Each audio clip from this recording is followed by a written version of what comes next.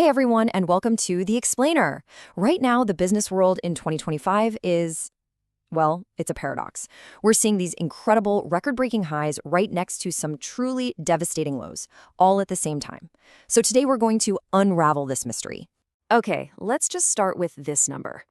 $126 billion. That's the amount of venture capital that flooded into new companies in just the first quarter of 2025. I mean, that's the highest it's been in over 2 years. You look at that and you think, wow, it's a gold rush, right? But at the very same time that money is pouring in, this is also happening. Over 15,000 stores are expected to shut their doors for good this year. It's a massive, historic contraction. So you've got record investment on one hand and record failure on the other, side by side. Which brings us to the big question, the one we're really diving into today. How? How can you have a massive boom and a massive bust happening in the same economy at the exact same time? What is going on here? Well, the answer is we're not really looking at one single economy anymore. It's truly a tale of two economies running on parallel tracks. So let's start with the good news, the boom side of things, the innovation gold rush. Let's follow the money and see exactly where all that record-breaking capital is actually going. So where's the cash flowing? Just look at this. AI isn't just a slice of the investment pie. It pretty much is the pie. It's capturing almost 58% of all venture funding. You know, this isn't just another trend. This is one single technology completely reshaping the entire landscape. And the scale here is just staggering. We're talking about mega rounds. A company like Cohere, which works on enterprise AI, just raised $500 million. Mistral is aiming for close to $1 billion. These aren't just investments anymore. They are gigantic bets on what the future is going to look like. All right, now we have to flip the coin. Let's talk about the other side of this story, the great business shakeout, and really get into why so many companies are failing right now. And the retail sector?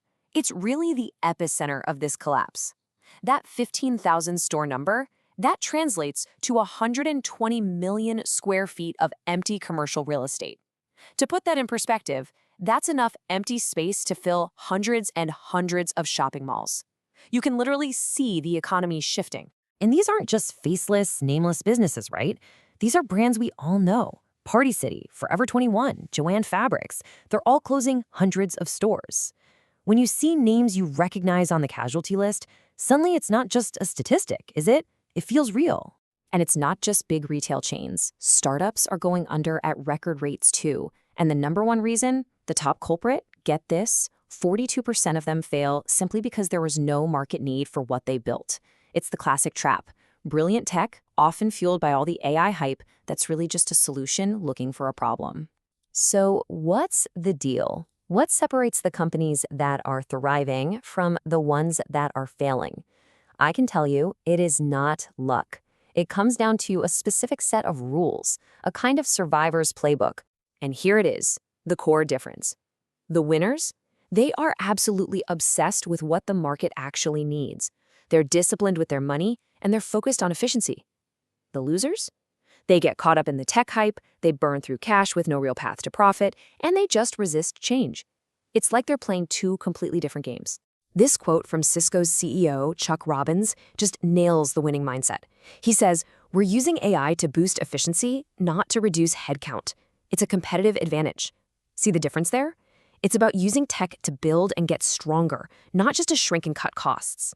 And hey, this isn't just for shiny tech companies either. Just look at McDonald's. They were facing sinking sales, but they turned the whole ship around with a super clear 3-step plan. First, they fixed the core product, the food. Then they improved the experience, and only then did they weave in the digital stuff. It just proves that even the biggest legacy companies can adapt and win if they're smart about it. Okay, so what does all of this actually mean for you? Let's break it down and get to your key takeaways for navigating this very new, very split economy. All right, if you're an investor, the message is pretty clear. Don't just chase the latest AI application hype. Instead, bet on the picks and shovels, the infrastructure and tools that power everything else. And look for leaders who can actually pivot and adapt. And maybe, just maybe, hedge your bets in more stable sectors like healthcare. If you're leading a business, the name of the game is resilience. You have to manage your cash like your life depends on it, because frankly, it does. Invest in automation to get more efficient. make sure your supply chains aren't fragile, and most importantly, get your team the skills they need for this new reality. And for all you entrepreneurs out there, listen up. The biggest, loudest lesson from the startup graveyard is this: make absolutely 100% sure that people actually want what you're building before you build it. I mean, validate that demand thoroughly.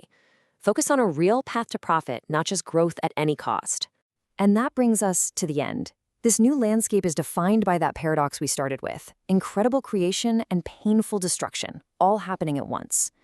But the playbook for not just surviving, but actually thriving is clearer than it's ever been. So the only real question left is, knowing all of this, what will you choose to build?